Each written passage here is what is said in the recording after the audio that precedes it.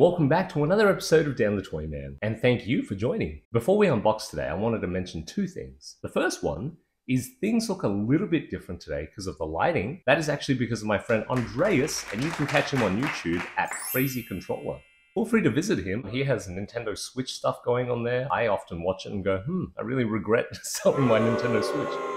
The second thing to mention is things might sound a little bit different. If you can respond to the video and think it sounds better or worse, please let me know. I actually have a microphone now, so this might sound better or worse, I'm not sure. Apparently with the test it sounds better, so here comes some ASMR. No, just kidding. But jumping back to the unboxing. Today we're going to unbox something that's probably, I think, about 5 to 7 years old. This is an older figure that's made by Iminime, or the alternate name is Masterworks. This figure is based on Zachary Quinto as his title character of Spock. Between Star Wars and Star Trek, I actually really like both, so really enjoyed Next Generation. I didn't really get into the classic Star Trek series, but then again, I kind of grew up in the period of time where they had Next Generation as well as Voyager. Even though I didn't know much about the classic series, I was always a big fan of Dr. Spock. His rationale, his logic, and his wonderful way of just connecting and communicating. And besides, who can't love Leonard Nimoy, right? Rest in peace. With the new J.J. Abrams movies that came out that rebooted the Star Trek series, I was a big fan of how Zachary Quinto acted as Spock, and I can't wait to see how the figure comes out. What I've seen in the pictures themselves, they look really cool. But it is an older figure, so hopefully the paint apps and the sculpt holds up. Without further ado, let's pop that box.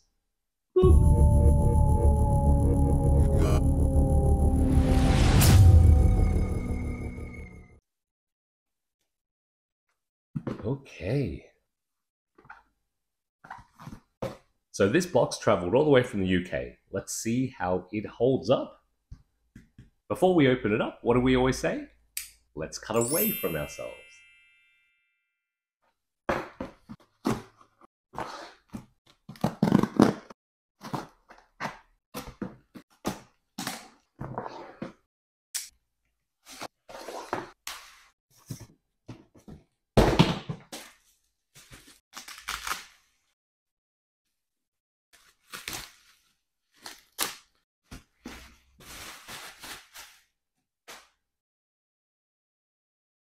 So the box itself comes with Masterworks on it. This is the type of quality seal that you usually see when you order anything from Masterworks or Iminime. That's if you can still find it. Either way, it's really good to grab these figures if you can, and for a bargain if you can. This one in particular I got off eBay, did a little bit of haggling with the wonderful person who sold it to me, thank you so much. And it was just really good to get. I'm a big fan of Zachary Quinto's Spock. Not only did he kick a lot of butt, he had such emotional range, logical range, also got to date Gamora, and got to share a memorable scene with Leonard Nimoy himself. So good.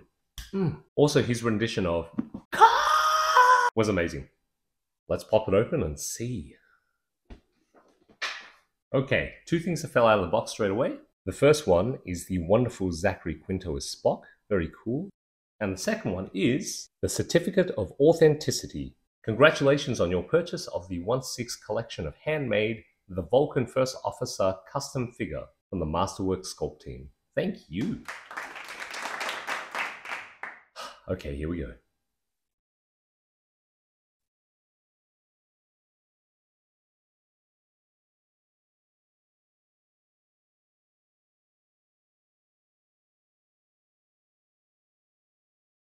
You can tell straight out of the box, that's so Zachary Quinto. That's so Spock. I feel like he may need a body swap at some point, but I'm going to jump back on that. Let's look at this head sculpt first. That's so good. The sculpting in the hands are so good. If there's any drawbacks for this, it's probably just skin tone and the hand skin tone. The skin tone on the face and the skin tone on the hands are different. But I mean, it's such a little thing. It just seems that Zachary Quinto might need a body swap, like a slightly thinner frame. But again, he was kind of athletic in that way. That looks so good though. It does seem like his badge is a bit too low on his chest, but it's glued there, so I can't really change that. Maybe if I adjust it a little bit. Okay, so what else is in the box? Let's find out. Oh, we've got a custom stand here. Mr. Spock. What else have we got?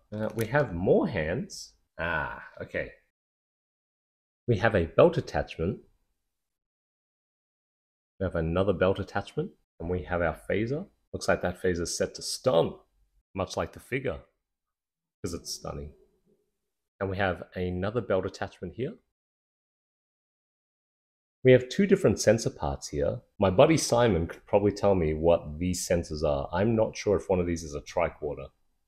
Sorry. But I really like the character though. I remember my friend Simon and I going to the movies together as we were growing up. We'd watch a lot of the Star Trek movies like Star Trek Insurrection, Star Trek something something. It definitely had Patrick Stewart in it. And then there was one, Generations, that had Kirk in it as well. So Shatner came back for that. But yeah, he's a big Star Trek fan. I'm a Star Trek fan. He's a really big Star Trek fan.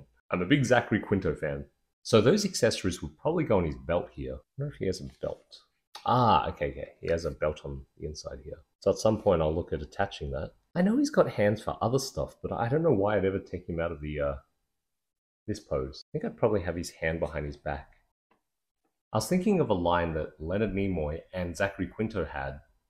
I think it was the end of either the first or second movie. Nope, it was the first movie. That's where Zachary Quinto finds out that Leonard Nimoy is his older self. And as they have a really nice backwards and forwards and discussion and logic, one of the memorable lines that I remembered is when Leonard Nimoy was saying, "Because my customer is saying maybe oddly self-serving, I will simply bid you farewell." Although I think it was something very similar to that. Basically, live long and prosper, but he already knows he lives long and prospers, so it's just those little things. Fun little fact, Leonard Nimoy had been asked many times to reprise his role as Spock, but he refused to do it because the script just wasn't good enough. When J.J. Abrams came along and decided to bring the script to Leonard Nimoy, this was the first time he's gone, yeah, okay, I'm coming back for this.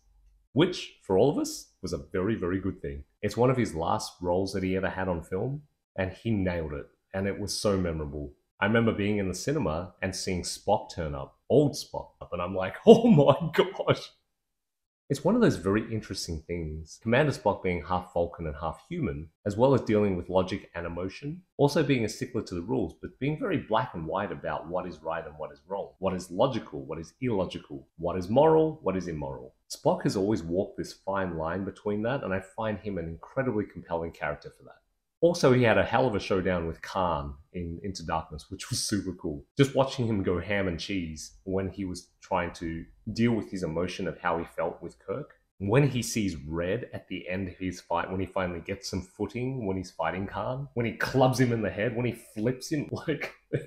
If you go back and watch it, you'll see in the fight scene, Spock literally grabs him and flips him. I think twice. Like, suplexes him on the ground, just lays into him. All those pent-up emotions because he couldn't save Kirk, and he watched Kirk die. No, don't kill him! It's the only way we can save Kirk! And then he just winds up and he's like, boom! And Khan is like, bleh. Compelling character. Just awesome. I know a lot of the time that there's a lot of discussion about Star Wars, Star Trek, which is better. My gosh. As sci-fi fans, I believe we can just indulge and enjoy everything. Jump in some Firefly, jump in some Star Trek, jump in some Star Wars. Maybe Babylon 5. Actually, I never really got into Babylon 5. Farscape.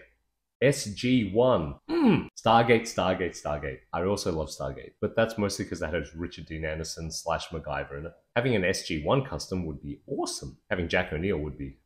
The body itself is a standard true type body, but it looks like he's a bit muscular here as well. I'm not sure if I will put him on a slimmed down body or whether I just leave him on this one. Articulation wise, this is a standard true type body. Therefore, if I really wanted to, I could get into some funky poses. But Spock being Spock and Spock being his own wonderful nature, he's gonna stand still and live long and prosper.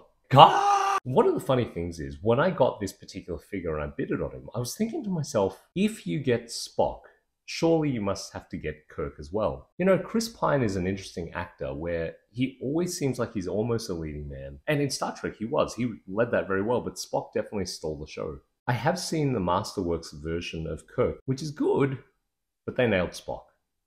You look at that straight away, you're like, that's Mr. Spock. Yeah.